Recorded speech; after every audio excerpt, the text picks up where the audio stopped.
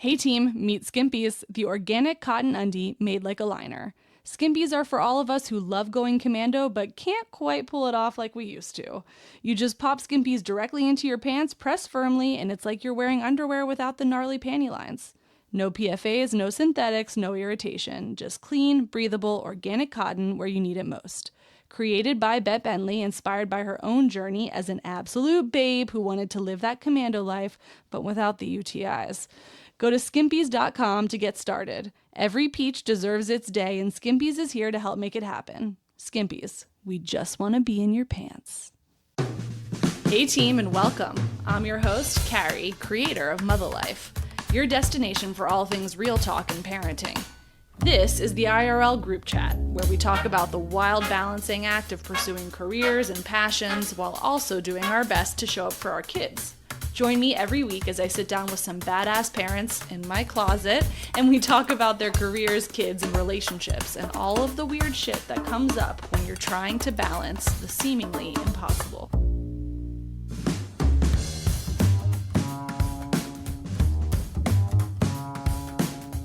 As a parent, I find it excruciating to watch my kids struggle. I know they have to in order to grow, to learn, to evolve, but it doesn't make me want to jump out of my skin any less. In those times of temporary agony, I love hearing from happy, successful, fulfilled people that at some point bristled against something. Those stories stick with me so much more than the linear good boy, good girl tropes. I tuck them away like little mental sticky notes when I find my kids not wanting to go along with convention or having a tough time figuring something out. What stuck out to me about this week's guest is that he is both passionate about excellence and achievement and also freely talks about how not all chapters of his life were filled with that singular focus. He has a very clear foundation for his values and strong sense of family, and also is carving a new brand of parenting and family life alongside his wife, a departure from his own lived experience as a kid. My takeaway from this sort of duality is that my kids can, will, must struggle or buck against convention to grow. They can forge a path in this life that I don't necessarily understand, while also holding on to values from how they were raised. They can still feel familiar to me while building something entirely new for themselves. The man who had me mulling all of this over is Dr. Ira Savetsky. He's a board-certified plastic surgeon whose practice in New York has gained a reputation for focusing on natural-looking treatments while racking up quite the roster of celebrity patients, from Jill Zarin to Dina Lohan and beyond. His work has been featured in Marie Claire, The New York Post, Us Weekly, The Wall Street Journal, Women's Health, People, and he's been published extensively in medical peer-reviewed journals. Enjoy this conversation. It's not every day you get to work vaginal rejuvenation into a casual chat, so counting myself lucky today. Are we going by Ira today or Dr. Savetsky? Whatever you want. I feel like it's really irreverent to call a doctor by their first name. You could say Dr. Ira. Dr. That's Ira. easier. I bet that's what your patients call you, isn't it? A lot of them do, yeah. Okay. My last name's hard. Savetsky? It's not the easiest. That's good. You did a good job. I feel like if you're like even a little bit Jewish, you could do it. Exactly.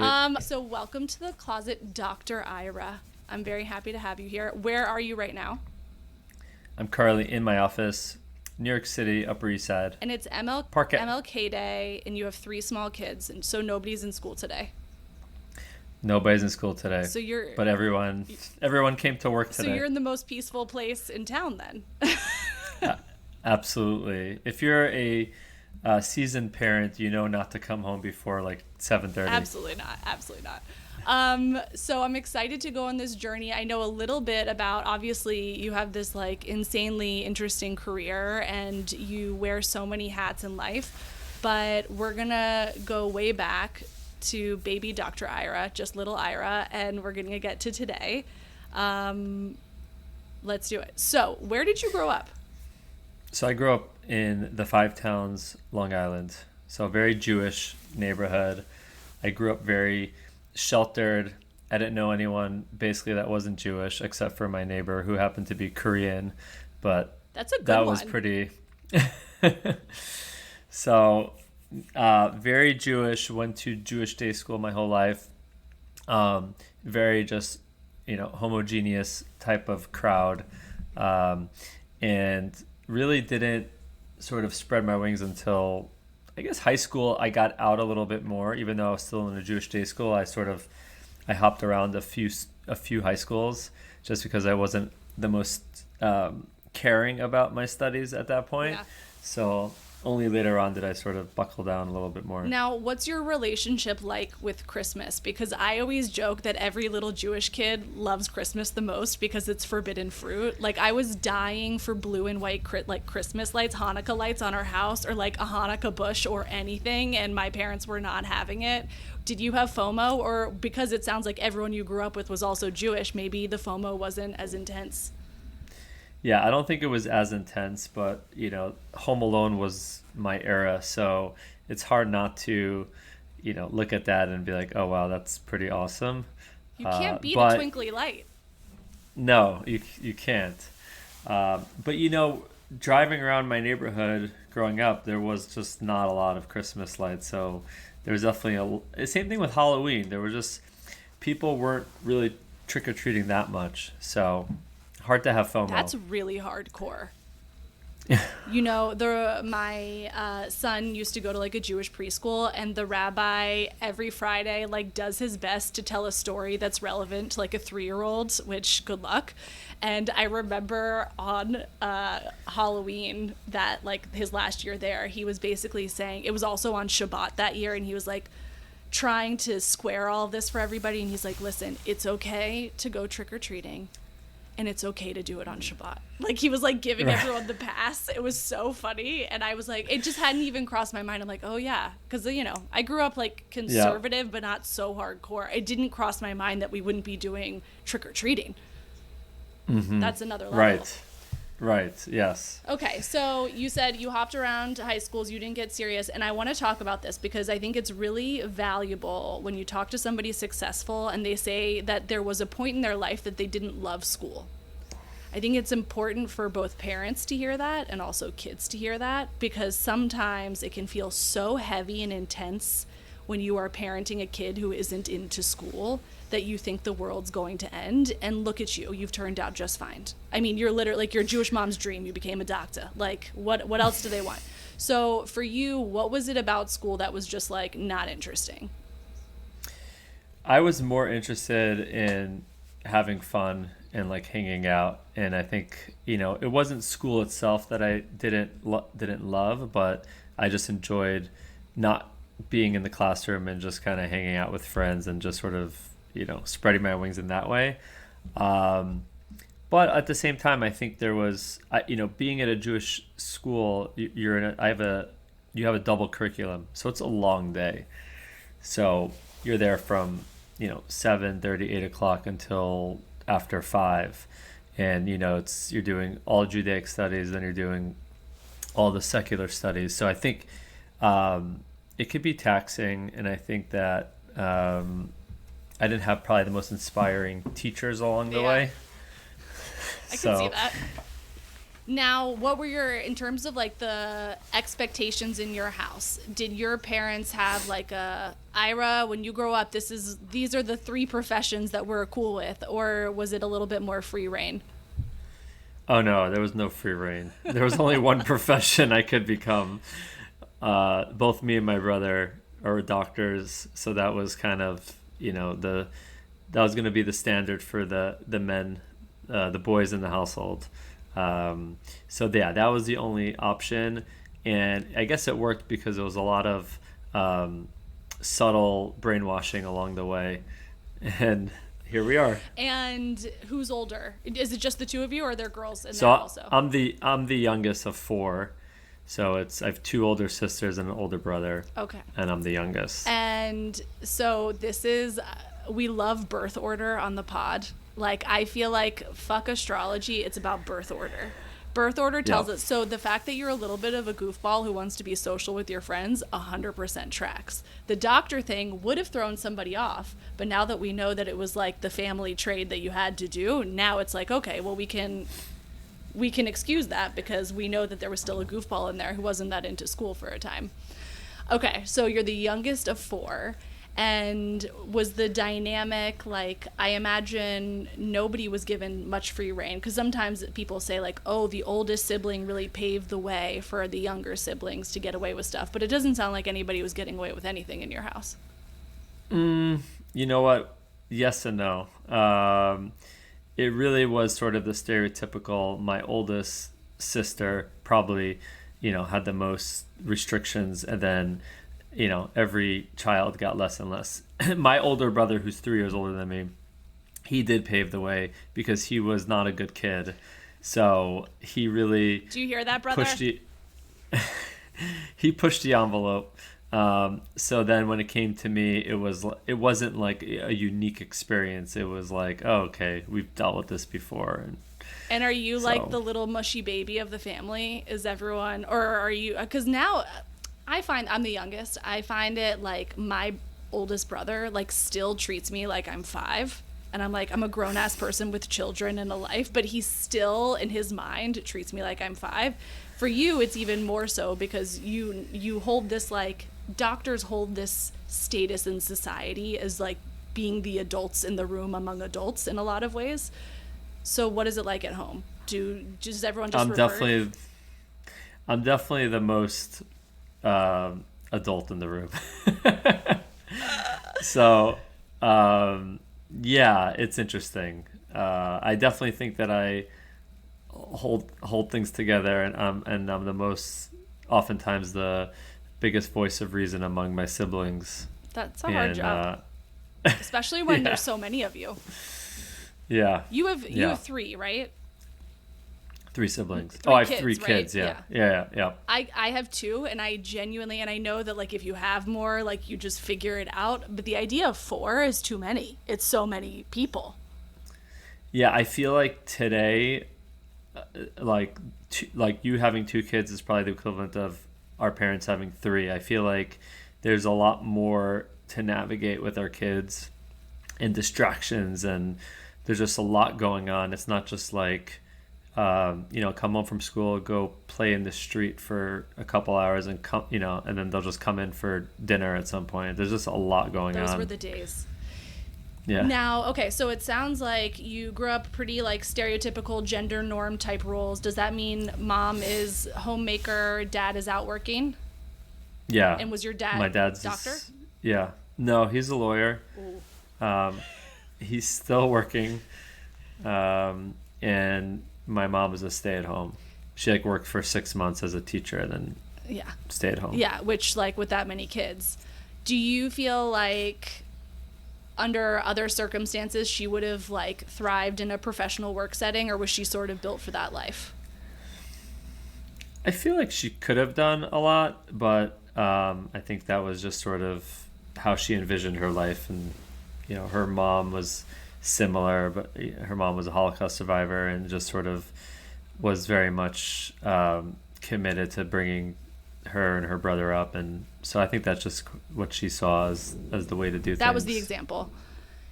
And what was it in terms of like socially? You said, in your house, it was like there was one thing for the men to do when they grew up, doctor. Was that the case like among all of your friends as well, or was that unique to your house? I think it was pretty unique to my house.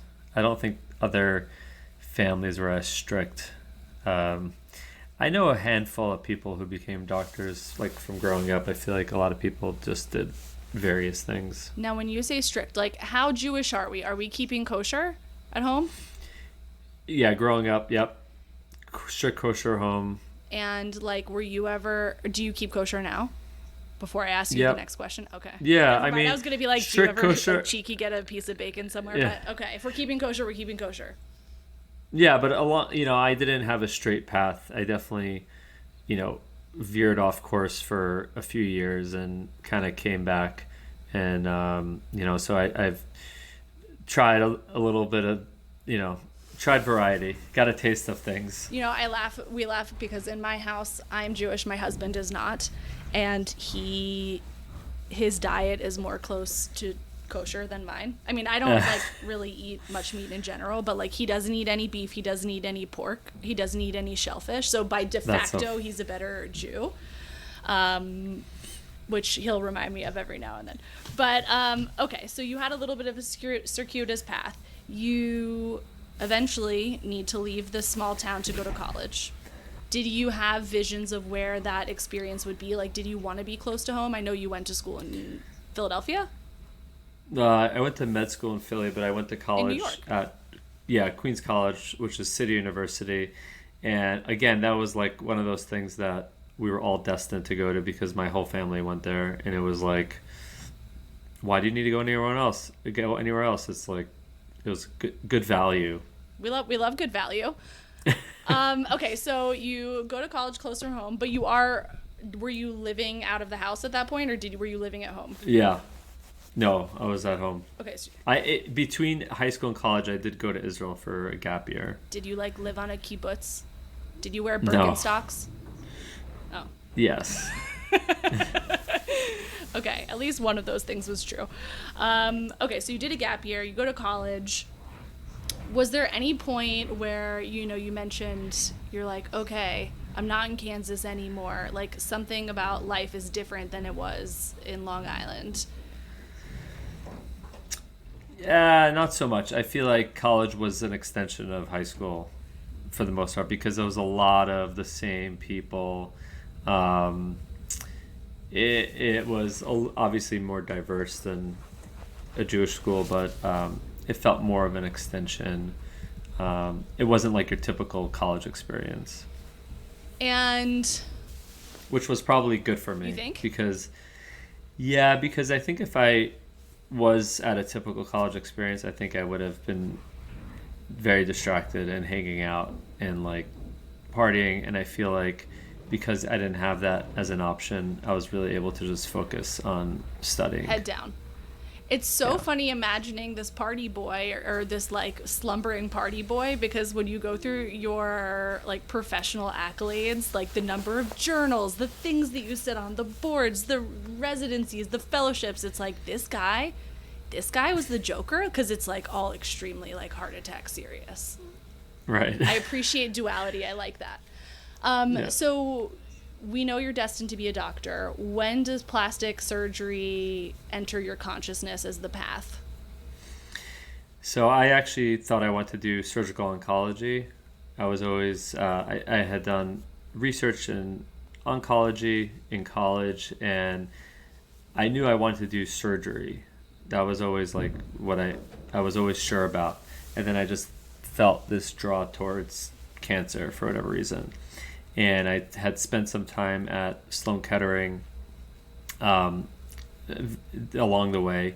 And at some point, I figured that I love surgery and I liked surgical oncology. I liked the surgeries, but I felt there was also something about it that I thought was very heavy.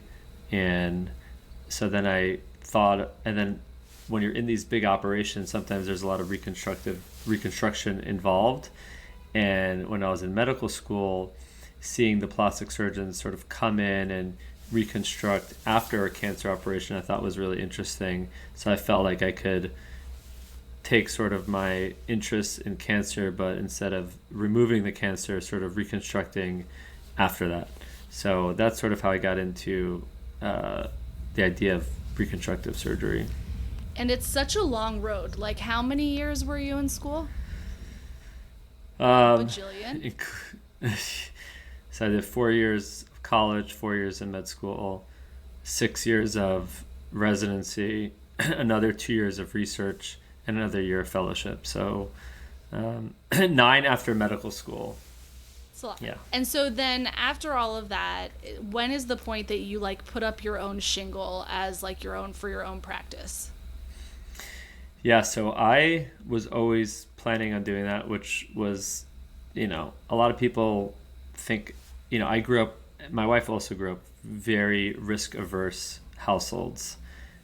And my dad is a big mutual fund guy. He's not... Yeah. He's not making big risky bets. No, they're not taking big risks. So, but I always had this idea of, opening up a practice and, being on Park Avenue. That was just sort of was my goal. And when I was finishing up fellowship, which was during COVID in 2020, I was in Dallas doing fellowship, and I was ready to come back to New York, but my wife was not. And she was like, it was in the middle of COVID. She said, everyone's leaving New York. She was pregnant with our third. And so, at the last minute, she's like, we're not going back to New York. And I was like, oh God, I need to get a job, I guess. So I actually was able to find a really good job. I worked for a large dermatology group, and I was their sort of in-house plastic surgeon, and I did that for 2 years. And then once the world started to open up a bit more, I said, all right, we got to get out of here. Wow. And that's when I moved back to New York and hung up a shingle. So when does your wife enter the picture? Where did you guys meet, or when did you meet? We met through a mutual friend who was her counselor on Birthright. So she went on Birthright between high school and college, and then she moved to New York to go to NYU. So we met basically when she was 19. And how old were you? But I was 21. Older man. But we didn't. Yeah. But we didn't get together right away. It took a couple of years. And I assume, did she come from a similar background to you or different? Different. She grew up in Texas she grew up in Texas in a much more a conservative Jewish upbringing, but in Texas, which is different than growing up conservative, let's say in New York. So, she grew up cheerleading football Friday nights. Those were her Friday night lights. I mean, she is a stone cold fox, so that totally makes sense. Yeah. Of course she was. Wow. Okay. So that is also just super interesting because, I think sometimes people say as a shorthand, we're both Presbyterian, or we're both Jewish, or we're both whatever. And that's the assumption that there's enough shared ground, or just the fact within, being Jewish, your culturally, you guys would have been coming from really different places about pretty much everything. Mm-hmm. Oh yeah. Even if you take the religion out of it, just the coming from New York and Texas. Yeah, there was a lot of after we got engaged and when the wedding planning was definitely a very big stressor because we were young and our families were paying for it, and there was a lot of disputes with all of it. I truly can only imagine. But so for you, you had this specific model of, I assume that you probably assumed you would get married and have kids because that's what you saw. Was there a part of you that was I really want that, or is that's just what you're supposed to do? Yeah, I think I wanted it. I don't think that I had a specific timeline, although I feel like a lot of my friends did get married young. But I wasn't aggressively seeking it, and neither was my wife, and I think we just organically kind of headed down that path. And then I imagine, so where were you on your trajectory when you had your first kid? So I was in residency. So we got married in medical school and then had our first kid in residency. And is she's not a doctor also, right? Is she? No, at the time she was working in fashion PR. Okay. Honestly, that makes her very close to a Long Island Jewish girl. So that's sort of similar. True. So, okay, so she's working in fashion PR. You're in residency. That's a really intense time for you, working-wise. Mm-hmm. Intense for her, becoming a parent, becoming a mom is obviously just an absolute mindfuck. Baby arrives. You're working crazy hours, doing everything that you need to be doing. Was your world exploded by this arrival, trying to navigate all of this, or did it feel pretty seamless? Sometimes when you're drowning, a little bit more water doesn't really have the same You're impact. Sure, give me another thing. Yeah, I wasn't really sleeping much, and for me it wasn't as big of an adjustment than it was, I'm sure, for my wife. Yeah. Now, my husband always says that the second one was a bigger adjustment for him than the first. Agree or disagree? Yeah, I think He so. says that there's What? less, like, fewer places to hide. Yeah, 1 to 2 is a big change. 0 to 1 is just a change because you have to like care for like another human, but it's not necessarily that hard because you have two of you. 1 to 2 it definitely much more is much busier. 2 to 3 is actually not as big of an adjustment from 1 to 2. I've heard that, but there's a lot of internet memes, I feel, with like people who are just like covered in crumbs and cereal telling other people to have third children. They're like, it's so fun. And it's like, you look like you're dying. We had a 6 year gap between our second and third, Cha-ching. so I think that helped. That's hugely helpful. That is, the spacing matters. That's a big one. You don't have anyone in diapers when you introduce a new person with diapers. Right. That's pretty big. Which is, it's actually kind of hard to go back to diapers after not having them for a while. I'm on the But precipice of no diapers in my house, and I'm pretty amped, I have to say. I will not miss it. it is nice. No. Okay, so you guys are juggling a lot at the time. You find this cool sort of niche job for you inside this dermatology practice. Then you eventually make it back to New York. You put your shingle up. At what point do you become like one of the celeb guys? Like, I feel like there's plastic surgeon and then there's celebrity plastic surgeon, where all of a sudden you just get a certain kind of clientele that start to gravitate toward you. And I'm sure it's in part just like friends telling their friends. But does that happen for you? Was that like an organic thing that happened? Did you imagine that was going to happen?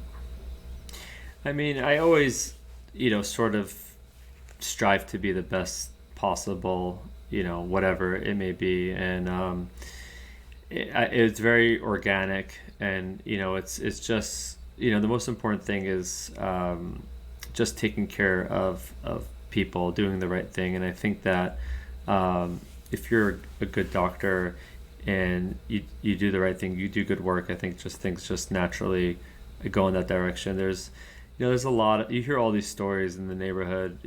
It's a small community, even though there's probably like a few hundred plastic surgeons within a few blocks, but you just hear crazy stories, and it's hard to imagine ever doing, like abandoning patients and like, things like that. So I feel like just doing the right thing and taking care of people is sort of the key to success in this field. Now, when people come to you, do they often have like a very specific thing of what they want, or is it more of a like, hey, I'm sort of not happy with this. How do those conversations go?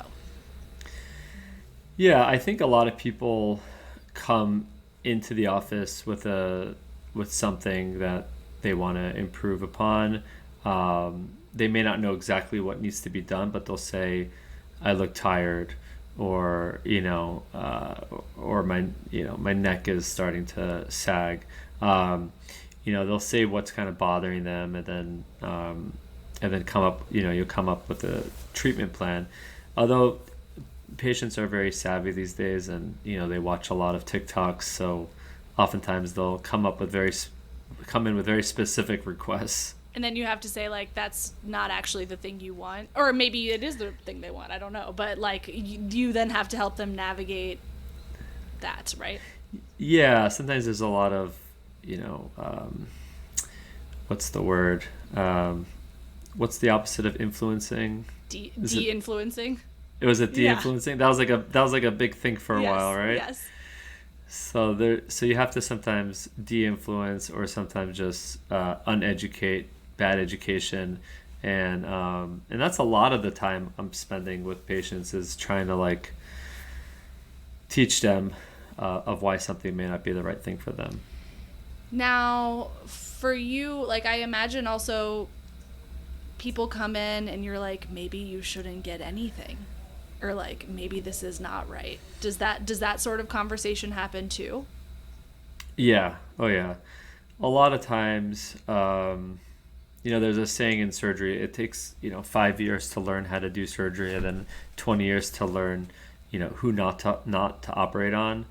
And that's really the trick of the trade, is to say no, basically. And if you operate on, someone that you sort of had suspicions that, something was a little bit off, like they could drive you kind of crazy for, once you operate on them, that's it. You're their doctor. Yeah. And there's no going, you can't ditch them. So you really got to be committed to I guess I hadn't considered that aspect of it, but it's like you were really committed to this person, so you better want to spend some time with them. Yes. Now in, the backdrop of all of this, I know that you have this reputation of being like the natural look guy. People come to you because they want a natural look. Is that something, like, where did that sort of perspective, POV from you come from? Yeah, I always, it's just sort of my aesthetic. I feel like in general, like a New York City aesthetic as a whole is more sort of quiet luxury, undetectable work. People would much rather be underdone than overdone. And, I think that's just the aesthetic that, I like. And I think a lot of people in New York like, and a lot of people come to New York for that aesthetic, in contrast to, let's say, Miami or, I'm in LA. or That's the thing. Or LA. Yeah. So, I think that it's sort of the culture of the city of where you are oftentimes. And, but I think as a whole, plastic surgery is coming back to a more understated aesthetic than it was in the past. And so, how old are your kids now? 13, 11, and 5. And is it girl, boy? Okay. So for the girls, they're at an age, especially the 13-year-olds, and 11, I guess all of this stuff, like I feel like the age is moving up all of the time, or moving down all the time, their awareness, especially because of social media and stuff. Like, what do they understand of what you do in terms of like what you're doing for your clients, and what's their POV? Oh yeah, they know everything. Are they curious? They're curious. My 11-year-old sometimes, like on the weekend, if I have to see a patient in my office, or sometimes somebody, like a little kid will cut themselves, and someone will ask me if I could stitch them up. She'll like love to come with me to the office and like help out and like be on lollipop duty and things like that. So she's like very like curious, and she'll ask me things. So yeah, we're very honest with them. I'm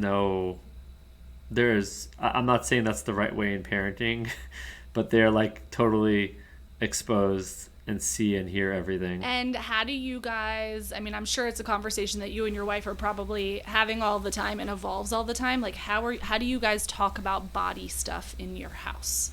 Because 11 and 13, when I look back at pictures of myself at that age, I just remember feeling so unhappy in my body, and now I'm like, wait, I was kind of ripped, like I was like in great shape, but I remember at the time, I just remember being like, I'm hideous.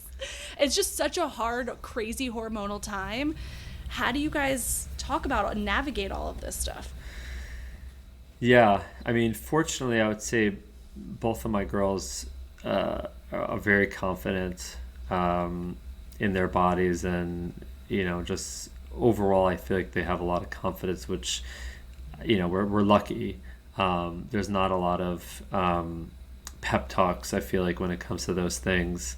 And but I could see it certainly being like very challenging in navigating. And I'm sure it will be. Like, we're just sort of at the beginning. Yeah. Yeah. And like food stuff. And I just, my dad's a doctor. I just remember growing up, I don't think he had the language to talk about it in a particularly constructive way, but he was always very aware of like what we were eating, and he's in great shape. So I think he was always trying to like encourage us, but it like didn't necessarily come out right, but it came from a good place, but it was pretty cringy if I think about it now. Like, are you guys of the school of like, eat whatever? Do you cook at home most of the time? Like, how is the food thing conversation going? Or is it just not? We have no restrictions on Good. food. I think we should. No, we don't. We have none. And I grew up with no restrictions, and and I see like other families where they like, there's no candy in the house, and like they come over to our house and they just like, they're just like going nuts. Meanwhile, like my kids, they don't like eat a lot of candy because it's just like there. So we don't have a lot of we don't have any restrictions on food. We have a really good housekeeper who'll cook dinner and stuff. God bless her. Or him. Yeah, her. God bless her. Yeah. I love it. And then what's like life like with a family in New York City? We moved from New York when my son was 1 to LA. It was kind of like a COVID move. We wanted more space and all of this stuff. You guys, are you in the city, like in the city? Mm-hmm. So you're like really living that city, like you are raising city kids. Yeah. It's for me, it's so efficient just in terms of, I feel like if we didn't, I wouldn't see my kids very much at all during the week. And so it allows me to see them a lot more. And I think my kids, they really like living in the city. It immediately makes you cool. I mean, there's nothing cooler than a New York City kid. Like, you didn't grow up in the city. Like, do you not think that New York City kids are the coolest? The coolest. For sure. Yeah, for sure. Yes, exactly. No, it's true. And they do have, like, more, I would say, they're less sheltered, obviously. They know, when to cross the street and whatnot, and I think they walk by themselves to Starbucks, and they'll get in Ubers by themselves. So it's good. It's like sort of graduated responsibility, but they're definitely much more advanced than the Long Island kids. Yeah, certainly. I couldn't imagine. Now let's talk a little bit about the division of labor, because it looks different in every family, and you guys are both really busy people. What is the biggest recurring argument that you and your wife have? We have a couple of big ones. I'll give you examples while you're... So one of our like sense of timeliness, like what being on time looks like. Like I grew up very much like you need to be early to be on time, and that will never happen anymore ever again till I die. Another one is like, what does the dishes being done look like? Like, to me, dishes being done mean the dishes are fucking done. Whereas for him, it's like every dish that could be in the dishwasher is in the dishwasher, but the pots and pans are still in the sink. Like, what are the things that... Or like how we think about talking to our kids. Like he's a little bit more like sort of stern voice, and I'm trying to do the stuff on Instagram that I saw about how to talk to my kids about their big feelings. Like what are sort of the moments of friction looking like? Yeah. So the time thing is definitely an issue. Who's who? Which is which? I'm always on time for work and surgery. Like I'm early, but when it comes to social events, I don't prioritize being on time at all. I just don't think it's important. You're just fashionably late. Fashionably late, and leave fashionably early. Very chic. Very chic. Irish exit. Yeah. I'm all about the Irish exit. Okay, we'll call it the Ira exit. Okay. There you go.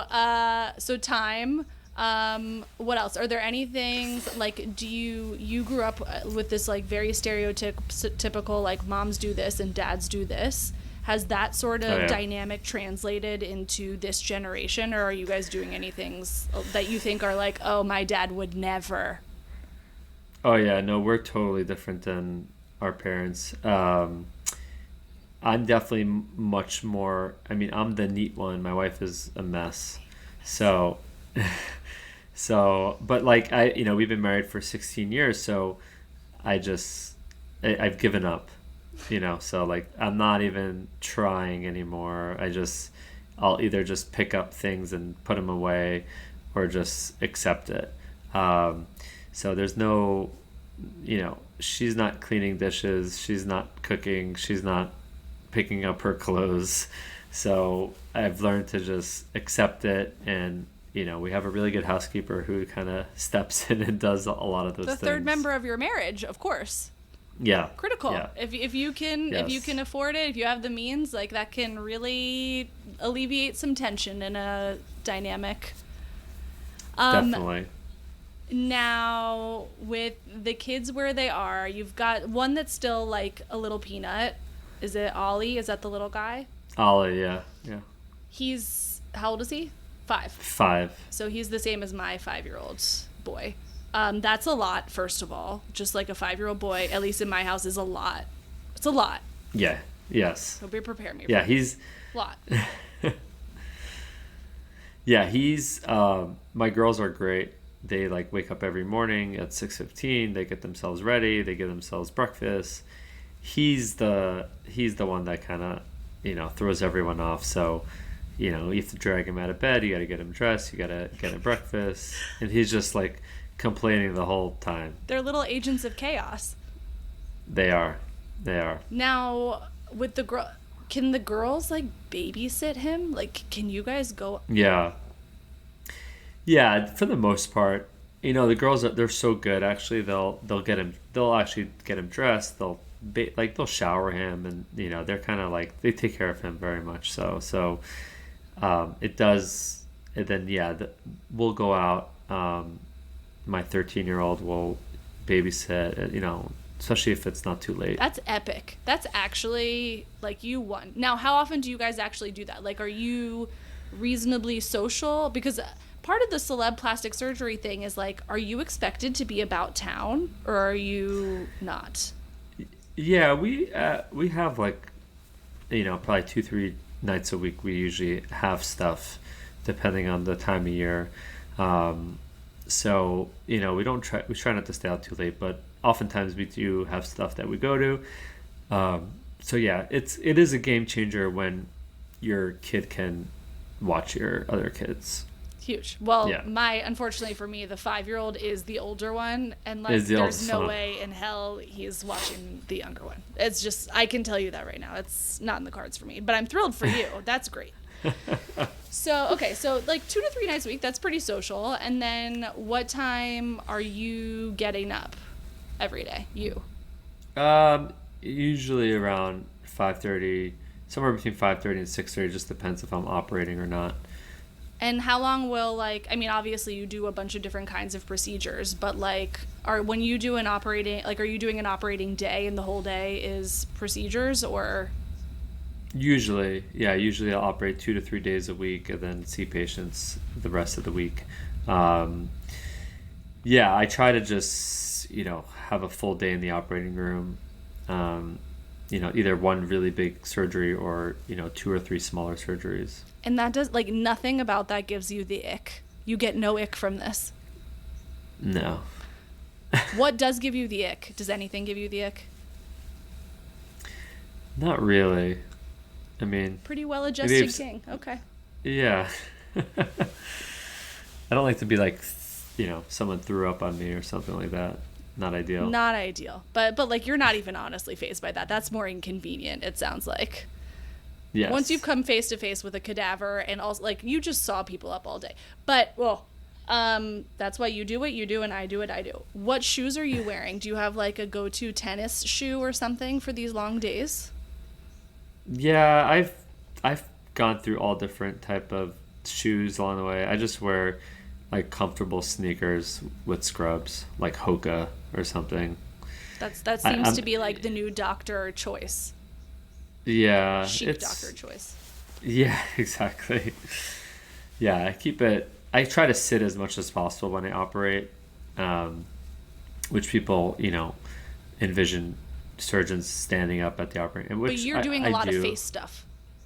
Yeah, I do a lot of face, so I try to sit, and I feel like it preserves my back a little bit. Now, you don't have to tell me who, obviously, HIPAA, etc. But has there been anybody that's come into your office where you've just been like, this is pretty cool? Yeah, there's been a handful of those. Um, and actually, you'd be surprised. It's the actually famous people are the ones that are not the most difficult ones. It's the ones who Oh, think I they're totally famous. believe that. I 100% believe that. That there's like an inverse relationship Yeah. between actual fame and shenanigans, from what Yes. I understand. There's like it's a working Yes. theory, but I absolutely believe that.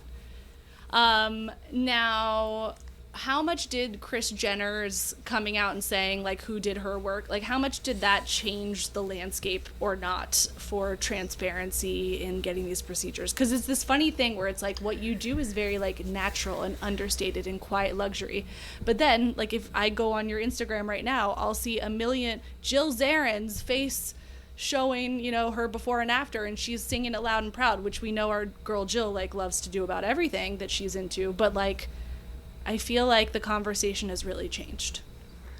Yeah, I think it's changed, and I think it's interesting because I remember several years ago hearing that women in Iran would wear a splint on their nose, whether or not they had their nose done. It was like a status symbol, like, oh, look at me, I had my nose done.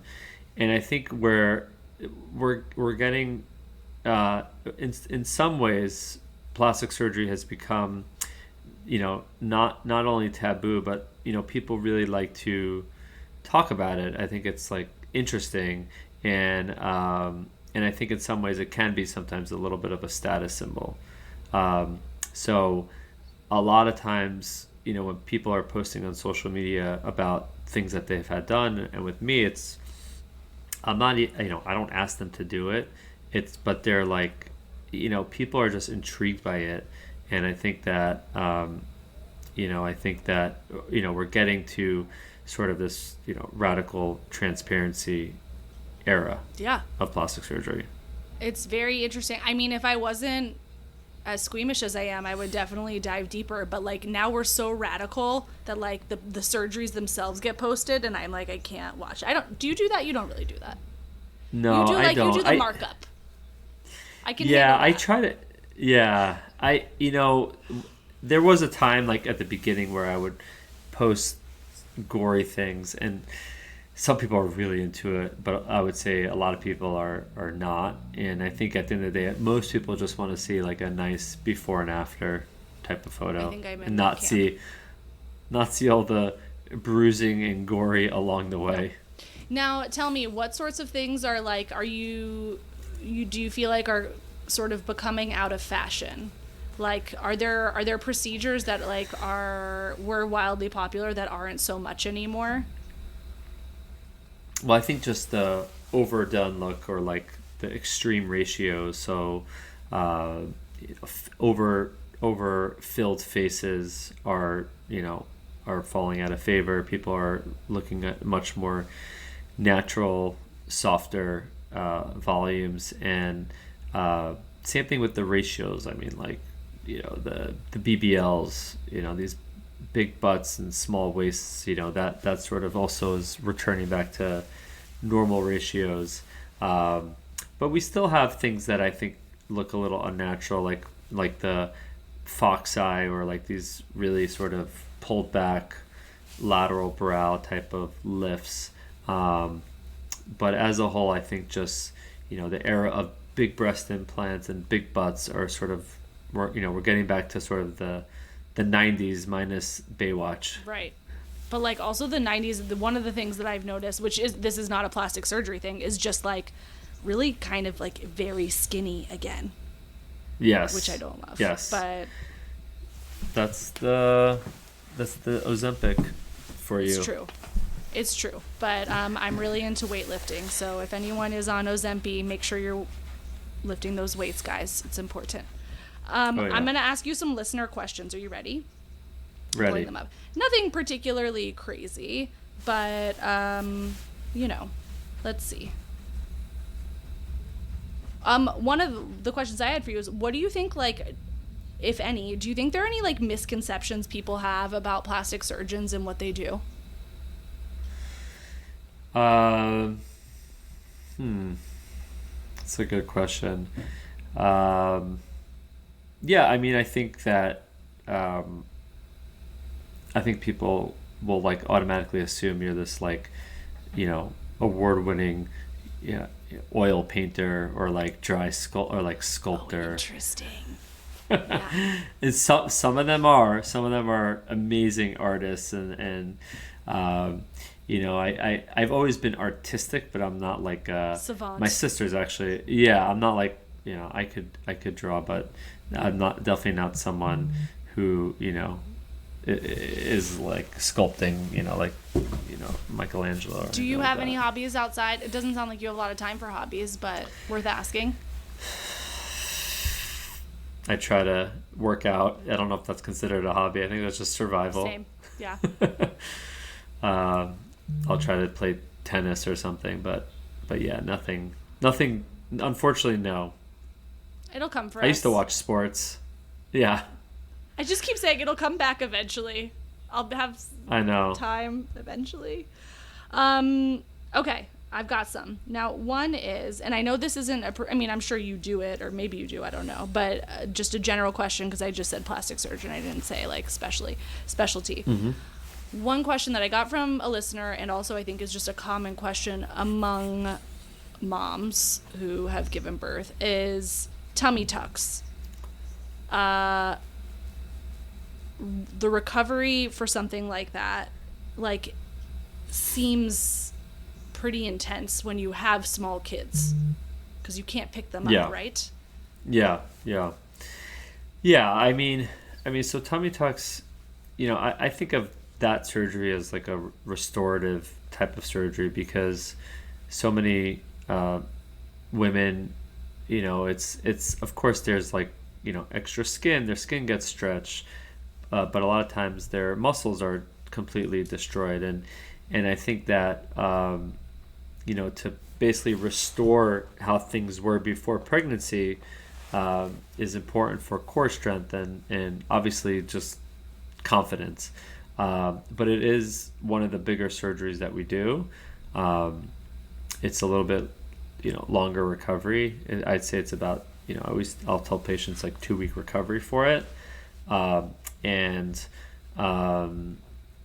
do need to have help around to help with the kids. And, I do find that women, mothers who have kids that, send their kids to sleepaway camp, they find that the summer is a really good time to do that. It's a good shout. So maybe when your kids are a little bit older and you send them off to sleepaway camp for a month or 2 months, depending on how lucky you are. And so sometimes that seems to be a good time frame. But yeah, it's about 2-week recovery. You need help, people taking care of the kids. Now, the next question is about the BLEF procedure. I feel like that's just in the zeitgeist everywhere now. It's become something that I never heard of like a year ago, and now I'm hearing this term all the time. BLEF versus filler, how do you know which one to do? So first, maybe tell us what is this procedure, and then we'll go from there. Sure. So BLEF or blepharoplasty, it's basically eyelid rejuvenation. So you have an upper blepharoplasty, which would be, upper eyelid rejuvenation versus lower. Upper eyelids are more simple in that typically you're just removing skin. So if somebody has a hooded upper eyelid, you're oftentimes just removing skin to just sort of open it up a little bit. Lower eyelid blepharoplasty is basically, oftentimes people have bags. Most people are born with it, and so oftentimes you'll see women in their 20s, or I don't see anything on Oh my you. God, did you hear that? He said have. He doesn't see anything on me, guys. I very much, like, since I was little, have just like dark circles under my eyes all of the time. Right. You don't have bags, Dr. Ira. I do a little bit. If I look up, you could see them a little bit. I believe you. You're the doctor. But so lower eyelid typically involves, if someone has fat pads here, bags or puffy eye, it involves removing that, sometimes tightening up the skin a little bit. So that's sort of, eyelid rejuvenation, whether it's upper or lower eyelids. Filler Filler used to be used more in the lower eyelid area to try to fill hollowing, but filler in this area we've learned to have a lot of issues, and so I would never do filler in that area, and a lot of injectors and surgeons and dermatologists won't do filler in that area anymore because sometimes filler in that area just one time could cause like chronic swelling that's very difficult to get rid of. Eesh. Okay, you hear that, everybody? Just avoid. Yeah. So I if you're gonna fill hollowing, I prefer to use fat. Where does the fat come from? Usually from your own body. That's pretty cool. And and it's natural, it's long lasting, it's soft, and that's my preference to address hollowing. In my head, you're taking like a syringe and just like scooping it out of my stomach and just popping it in my face. But like pretty much. That's kind of I really don't know how you don't throw up at work. Okay. Is vaginal rejuvenation, is that a thing? It's a thing. Oftentimes it's redundancy of the labia, pregnancy, delivery, hormone changes, all those things can affect the labia, and oftentimes you're just removing excess tissue. So it's a actually very simple operation. Oftentimes you could do it awake under local anesthesia, and you're just kind of awake. Just wow. That surprisingly very easy and heals very fast. You just can't have sex for a month. It's okay. Most women don't want to anyway. Yeah. Wow, that I am really surprised by how straightforward that seems to be. In my mind, it's like when it's done, underwear come off and there's just like a little singing vag, like, there's a lot of promise in the term vaginal rejuvenation, Right. Like that's a real branding, like upmarket sort of thing. Anyway, yes. Okay, so we did that. Do you find that there are more male plastic surgeons than female? Yeah, I think. Or is that in general there's just more male surgeons than female? Yeah, although the tide is shifting for sure. For general surgery, I think now there's more women than men. For plastic surgery, I think it's probably becoming more half and half. In general, I think it's out of all the surgical subspecialties, if you're a woman who wants to have a family and be involved with your kids, you could be a plastic surgeon and still find time to do those things. You could do as much or as little as you want. So, it's becoming more and more, more and more women are getting into plastic surgery. They tend to gravitate towards more breast and body, which makes sense because a lot of women may feel more comfortable going to a woman, when it comes to their breasts and their body. So, but there's I never understood the male OB-GYN thing. That was really never going to be for me. It's so funny. Both my mom and my wife prefer that. I don't know why. Prefer a woman? No, a man. Oh yeah, this is the thing. I also no, I'm never going to a man for my pachach, but I think that it is very common, especially I feel like it's like a little older school to go to a guy. Right. I've also heard that some people, and this is funny because I'm actually interviewing later this week a woman, OBGYN, but some people have said they feel like men have better bedside manner because they can't even pretend to understand your discomfort, so they have to like empathize more. I don't know. I've heard that. I heard like when it comes to like giving birth, sometimes they may be a little bit more soft, gentle. It's okay. I saw mine for like the 2 pushes and never saw her again, basically. Okay, now I have a couple of last questions from me. Those were our listener questions. From me, I want to know, are you like that super valuable friend that people always want to have on call because you're a doctor to ask all of their doctorly questions to? Yeah, I get texts a lot and things like that.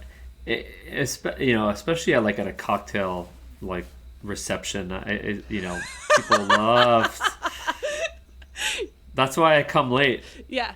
People are like, you're just trying to like unwind and catch up with people. And they're like, so I have this growth. Do you think you could Yes, just. exactly, exactly. No, so it happens a lot, but it's okay. I enjoy talking to people, but yes, it's definitely you become a go-to for all types of things.